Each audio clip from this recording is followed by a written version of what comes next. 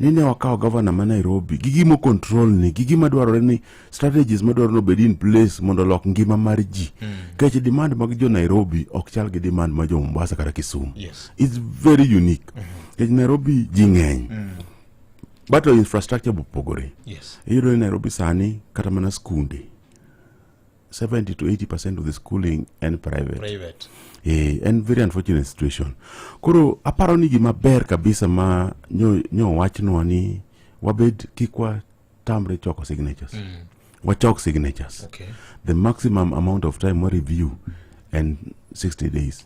Lakini kawuono aparo romo ker romo gi governor gi speaker gi jotend assembly. Tomorrow oromo gi the whole assembly. Mondo ji onyise pache bas wabed gi framework modhi tiyogo bas wabed gi timelines ni ino ne gi deliver ma one in the meantime kawache ni impeachment ni not amo assembly kacha odo impeach mbele jopiny impeachment wadhi timo mbele jopiny mondo kik wabed gi charges ma wapando kuro impeachment ni wadhi yawa session gi media we lay down the charges what are the charges? Charges mokwongo gen ubadhilifu yani misappropriation otio marach gi pes jopiny yudo ka allocation motimo mar kaka gimilo reddition accounting. It's a very nice initiative. Nyithindo nego chiem food for school yani skunde mang'eny kata mana Nairobi ka nyithindo dhi school get gi chiemo sani ji wacho ni ni Kibaki no introduce free primary education. Madier no introduce. Lakini ka nyathi ochieme ot. Kata teko mar dhi school tame. Koro kinyiso nyathi no dhi yudo chiemo school. Kata samoro ochiemo mo wene nyithindgi manoriyo kech dala ka hot ka. Moter negi. So it's a very nice initiative. Lakini chik mar Kenya oko depend on the benevolence. Ber jatich sirikal. Chik mar Kenya ni nyakilo chik. Majority have their way, but the law has to be followed.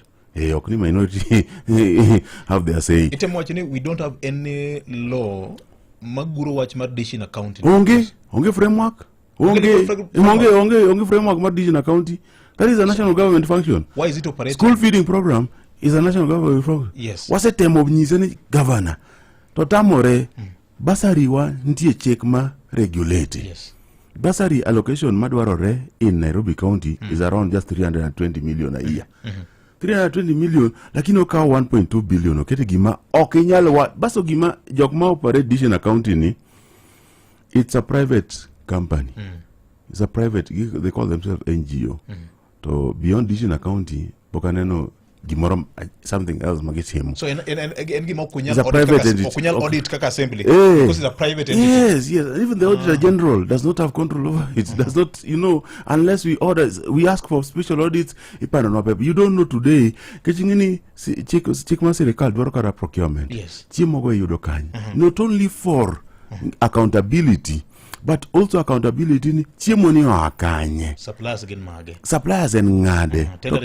Tendering process atim nado. Chiemo gi begin ma to kingiyo growth mar nyathi.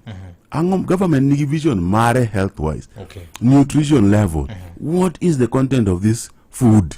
What is the nutrition level? Mani gik ma ji ngiyo mang'eny. Wewe kata pesa malal ka. Kata mana teko mar nyathi, growth, retardation, ango. Nti gik mang'eny masirikal ngiyo kuom feeding nyathindo. Ngini ni wacho noga ni yota yenya mondi poison the human being through food. It's very easy. So en gima ok nyalo weyo ni ng'ata ng'ara ni waparo ni ngech saka jabuonjo mang'eny ni koro magi manyaka wawene aweya ni za Kenya sirikal ok tika mano. So runaway corruption gi mismanagement of baso gik mang'eny otimo ko involve assembly. Ntie gimo chako kaka Woodley mogo ute piny Woodley ogero ka. It's a PPP, public private partnership program. Yes, o partner gi private company omiyo gi puodho gi gero baso jok mane nigi utego imiyo ute then modonge uso. But gimoro mora mitimo ka has to pass through assembly. No, we invite CEC in charge of fiscal planning. No, but before even get to the invitation, kapoki chako gini. The assembly has to approve. The relevant committee. You pass it in the cabinet as a resolution, then you bring it to the assembly. You watch any assembly vote on this. Is it to go on? Because the same thing. Pangani. Yes. Yes.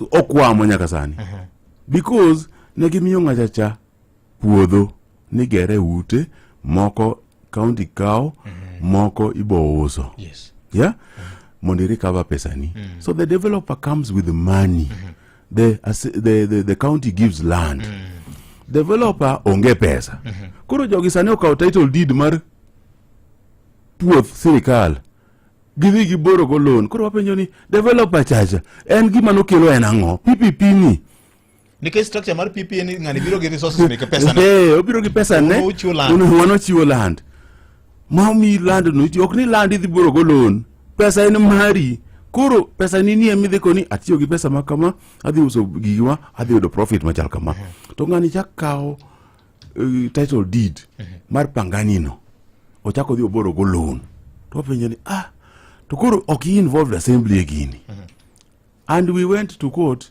and that thing was found to be illegal because at the assembly level iparo no intimidate mo compromise jite mo nyise ni this thing has to go through a participation level and the court ruled ni okay constitution ma KCB no duoko title deed you see the same thing ndalo moko bigi moro wuok ni Jivanji Geden winjo gi the CEO mar has they did those things.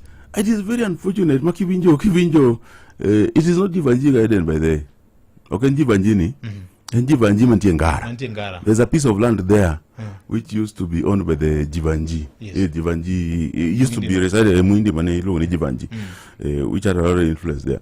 So koro gimo timogi iyudo ka governor ok respect law ti iyudo ka to kata mana decency mar tiyo ne jopiny iyudo ni en Shakahola create a new center of power sani nitie kamoro Riverside ka Kileleshwa ka miluongo ni Shakahola iluongo ni Shakahola kanyo ji dhi e kichinjio iluongo ni ji kidhi jok michinjo koro gipenji to gima timore kanyo en ni kidhi kanyo tiyudo ni all the CECs more important. There are very few, 2, 3.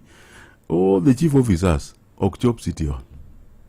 There's a new center of power. City Hall offices are free, but government has its gazetted offices. The office location of our governor Nairobi. The office is why do you go to a private office? Ka wuono ka an MCA adhi na dhi timo oversight kuchocho. Ti yao na guok okaya e dot. Don't want trespass. Trespass. What's a private property? So why is the governor in a private property 24/7? Uchigo samoro kata 3-4 months ko konyono City Hall. Yeah, konyono City Hall. Ingini wuda sumbi ne wagoyo ka wanoko. But if you go back to the county, onge ng'at manotiyo mabet monotemo molo wuda sumbi. Ne wagoyo ndi. Lakini koketo processes, systems, gi procedures, and somebody ma kiwuoyo gi employees ani to goje ni hapa umejua tumekuwa na governors watano. Tumekuwa na governor Kidero, tumekuwa na governor Sonko, tumekuwa na governor former speaker. Tumekuwa na Kananu, na saizi tuko na Sakaja. Na probably wengine watasema tulikuwa na 6 because NMS pia walikuwa governor kivyao. To giwacho ni kumjogote onge ng'ano temo keto processes and respect employees, MCAs, suppliers, contractors, maloyo wuoda sumbi. No temo. Kechinen corporate manager. Nairobi needs a corporate. You would assume no employees ka gina 14,000. Mag defunct local authorities. No reduce, no riembo ji 3,000. Modong 11,000. Mo chako employee ji 3,000. To kanyo ne ji lose pesa. There was no pending bill mina no gisani. Once anyone pending bill for 130 billion. 120 to 130 billion out of the 140 billion owed by county authorities. You don't need Nairobi nigi 120 billion worth pending bills. To pending bill mang'eny jo biro ndalo NMS. That mess mar bang Sonko to Kananu to NMS to speaker. Korojine it was a messy affair. But NMS was even funded by national government. Yes. You don't get funded to koni begicha kiweyo pending bill. Kuri pesa ginodhe kanya. To lakini koro king'iyo maber in all fairness. One wager gi wuoda sumbi malich ma we would not forgive him. But if you go to those books and I think the history was very unfortunate ni history nok ni kore ahinya ni nen first devolution governor Koro structures was you know can understand yes ne o compete against himself you know you are judging him ni jingie compare kode onge ngane ngiyo ni ngane no perform kama indo kori timo kama itimo marach koro mage yuak maun kaka MCAs mage yuak magwa okay kendo yuak magwa gi waseng'iyo makoni waseng'iyo gi omiyo nodwari gavana wuogi ng'ini samoro yuak inyalo bedogo tiwacho ni kireplace tang'adhi timore makimana kanyo kireplace ang'o dhi timore ero kamano en saa 2:01 Collins Okaka kod weche manyien e yo machuok Maramogi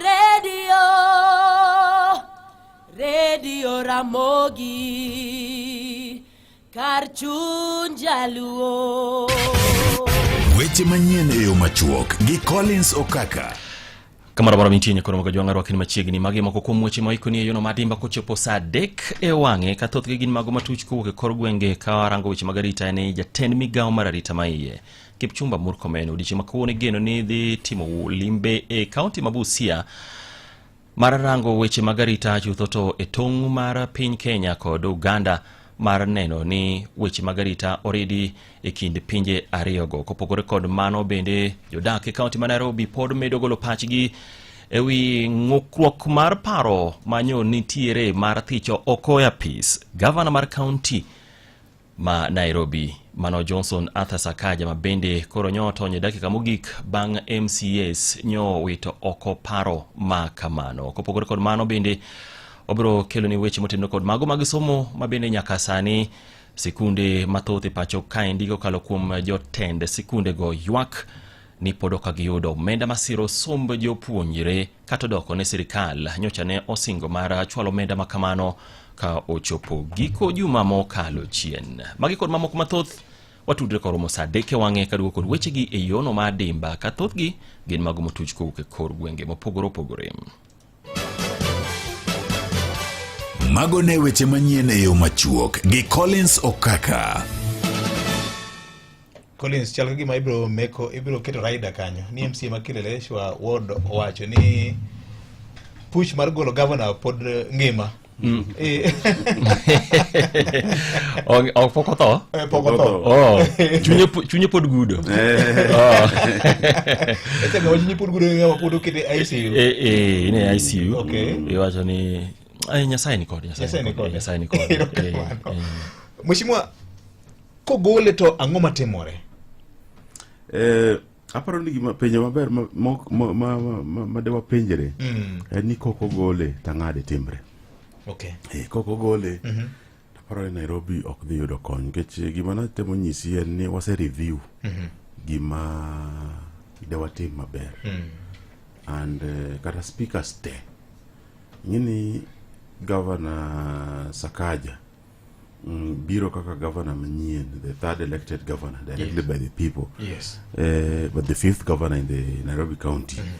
To gima ne waneno kacha nkech ne wabet piny forum mane wantiere nkech jino opogore po Kenya kwanza noromo gi Ker to wane waromo gi kaka jo Azimio ne waromo gi Baba Raila Amolo Odinga kod Fred Kumo, yes, kod other leaders like George Aladwa mane MCAs ne kasani ok morgo. Okay. Ngech kaka no wuoyo kodwa. To ne gidao nuko so ngeni ngat mo biro elected directly by the people kidwa no tine jo piny to ko intimidate. Okay. Kech ka VOJ ka wono oyier gi jo piny nyaka miye respect ni ti nyaka professors modhi ogone kura. Ti nyaka wasomi moko ma to ntie kata mata ng'at moro mathagore mabe dwaro kony mogone kura. Ka disrespect VOJ ta disrespect nyaka ng'at mano elect. Koro ko wacho gimoro ma an okati kode iye kuno nyaka koni ng'ani wacho gimoro we amiye benefit of doubt ng'ani ntie gimoro mo wacho kama we have to consider it. To kibire meeting ti wacho ni ko kusave Sakaja to kodhi miu certificate. Obiro gi closed mind. Obiro gi closed mind, intimidation, gi threats ma ngini ko wuoyo to nyiso ni jakompo ko wuoyo. ene jakom mar ODM Nairobi tanyise ni mae siasa machon ok ene jakom mar board mar yiero ok ene mar board mar yiero koro language en ok ber lakini wa review gimoro ma Masaka Joseph mwabed kode piny manyise the first meeting mane wabedogo wanyise ni governor mondo itim maber nyaka wang'e ni revenue dhi yudore nade kech mondo Nairobi nitie gi unique position ni Nairobi e counties ma Kenya ka te Nairobi nigi own source maber yes tiyudo ka sani Nairobi struggle masa moro kata uma bedwa kale Kiambu lao Nairobi Kiambu ok onya compete go Nairobi is trailing Kiambu apenji Kiambu cha kata Kajiado ni Kajiado chalo Nairobi sani compete Homa Bay ma iwinjo ni Gladys Wanga dabu ipenje ni hapo Nairobi cha inyalo chiyo to ng'ato nyisi ni ani kawuono ne wa collect 3 million how kata kiwuotho kar ivio je wuotho gi book kai wacho ni kawuono miya likizo mar one man parking kende wuotho ndika kama idhiro ni averagely parking kendo nego bi ni 100 million per day odiochieng' achiel ok odiochieng' ariyo tiyudo ni jomoko collect pesa industrial area ngini industrial area ka trailer park ten 4,000 trailer achiel park 4,000 shilling ok moko mu chulo 200 gi hapana trailer achiel park en 4,000 industrial area go dhi pocket ng'ato